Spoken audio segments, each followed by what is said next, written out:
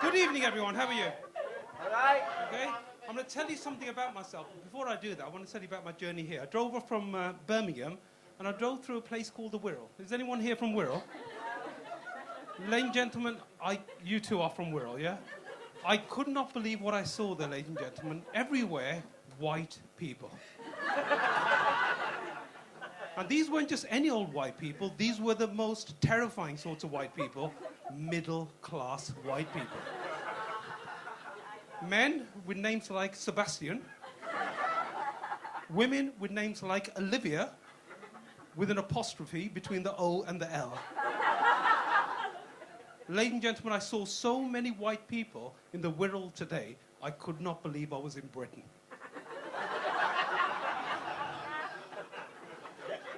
Right, let me tell you something about myself. My name is Tuffy. I'm a British Asian Sikh. I don't drink, I don't smoke, I don't take drugs. I'm married, I'm faithful to my wife. I don't swear, I'm a vegan, and I believe in God. Yes, ladies and gentlemen, you've guessed right, I'm a sanctimonious prick. But people look at me, and they're constantly making judgments about me from the way I look. I walked into the bar area about an hour ago, and rather than serve me, Tracy at the bar shouted, "Taxi!" As your cheeky cow, she then said, "If you're a single female, I suggest you call another driver." But I'm very different from most Asian men. I work and pay my taxes. I don't claim benefits fraudulently. And my wife was over 12 when I married her.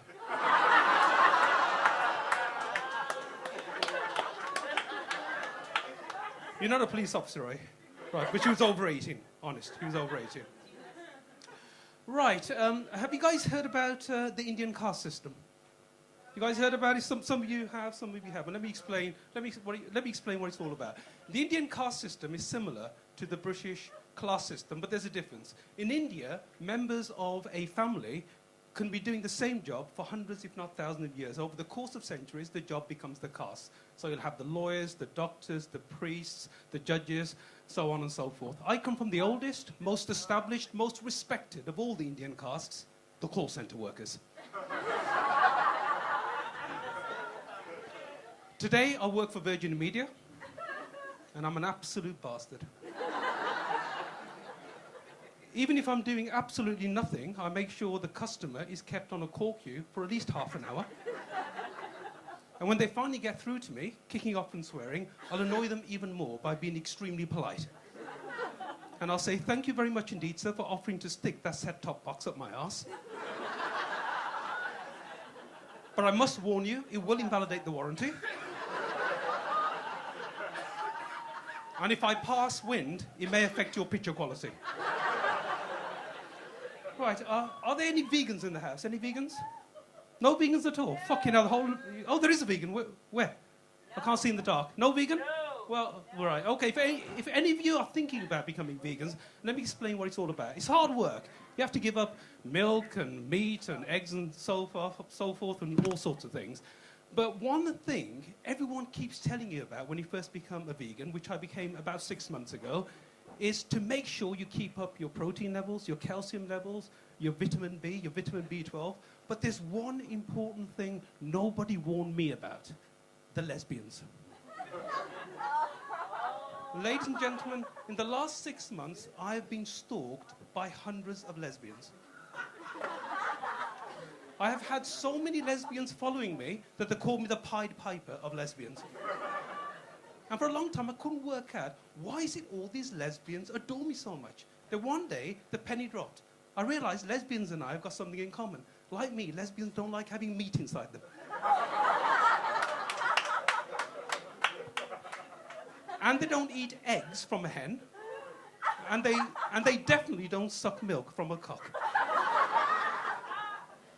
Right, is anyone here with children? Yeah, you got children? Who said the yo? You got children. Anyone here without children? Presume the rest of you. You've got no children. Madam, before you decide to have children, have a word with my friend over there, because she will tell you what I'm about to tell you. Don't have children, they're an absolute curse. I have the worst sort of children, intelligent children. So when I tell them to do something, they don't just tell me to fuck off. They tell me to fuck off, citing the European Convention on Human Rights. Who's the lawyer here? Who's the lawyer? Somebody, the seaman? Who's the seaman? Yeah, you're the fucking lawyer. You can help me with this one. So if I say to them, don't talk back, they say, Dad, you can't say that to us. That's in breach of our right to free speech, Article 1 of the European Convention on Human Rights. If I say to them, clean your bedroom, they say, Dad, you can't make us do that. That's in breach of our right to autonomy and free will, Article 2 of the European Convention on Human Rights. Now, ladies and gentlemen, you've probably already worked out, I'm quite a clever guy. I'm a first aider at my call centre. So I decided to look up this European Convention on Human Rights, and I found Article 8. Article 8 gives each of us the right to a private home life. So showed this to my children, and they went white with fear, because they knew what was going to happen next. I threw them out the house. I exercised my right to a private home life. Anyway, last I heard, they were out begging on the street. But I don't care. I don't think they're mine anyway. Over the years, tiny little things have given it away. Like the fact one's black, the other one's white. Right, any sperm donors in the house? I think, Paddy, you're a sperm donor, aren't you? Are you a sperm donor? Yeah. Paddy, I have to say, you look like a sperm donor. You look as if you're hung like a stallion.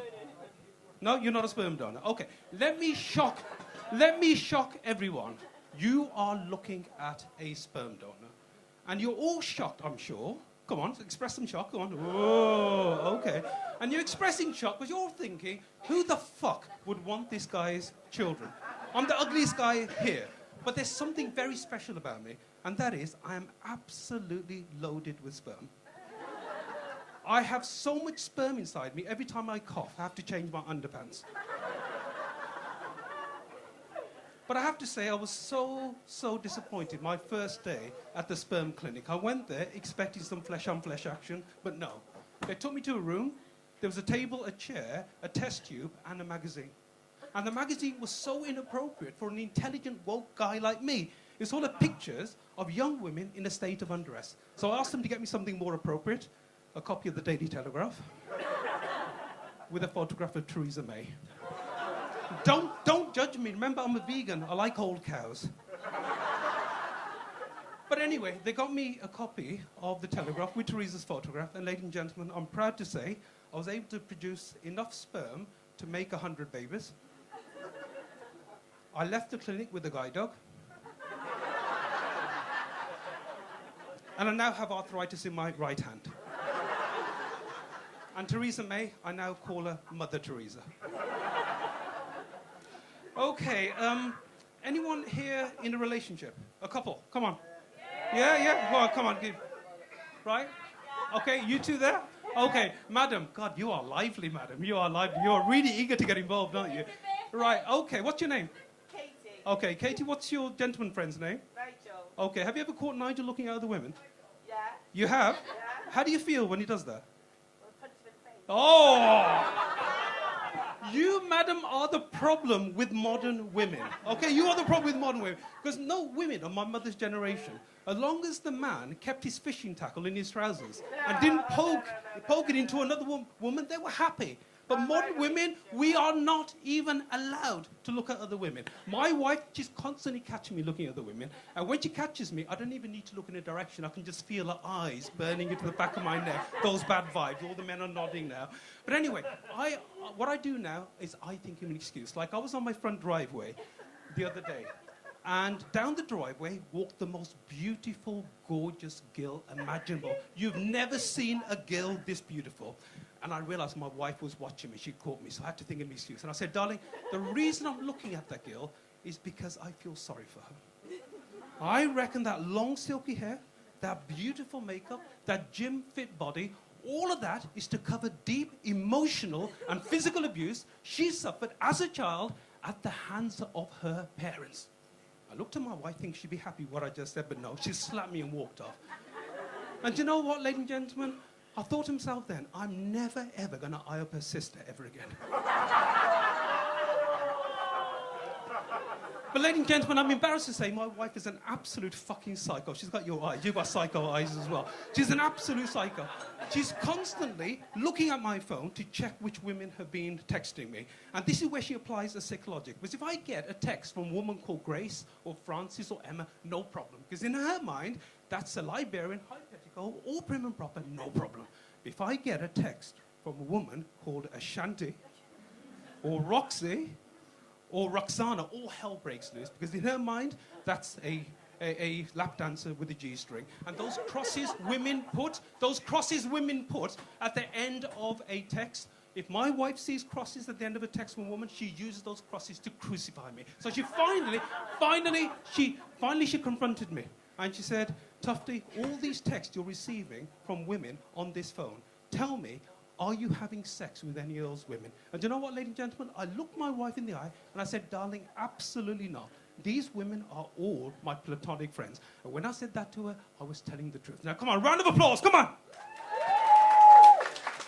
And do you know why I was able to say that? I keep telling you, I'm a clever guy. I've got a separate phone which I used to hook up for sex with my side bitches. Oh, you're giving me the evil look. You're giving me the evil look. Do you know what? I'm not going to back off from a fight from you. I'm going to stand here and argue my ground. Do you know what?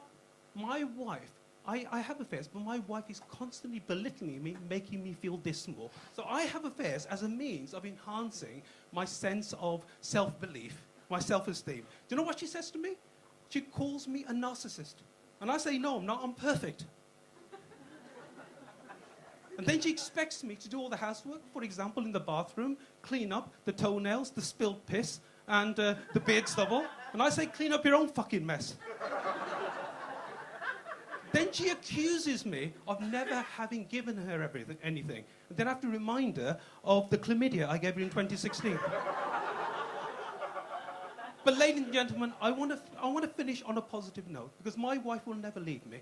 Because I can do something no other man in this room can do. For the last 20 years of marriage, I have remembered every single one of our wedding anniversaries. Now, come on, round of applause, come on. And do you know why I'm able to do that? I keep telling you I'm a clever guy. I made sure I married the bitch on my birthday. Ladies and gentlemen, thank you very much indeed. You've been a wonderful crowd. Thank you very much indeed for allowing me to be.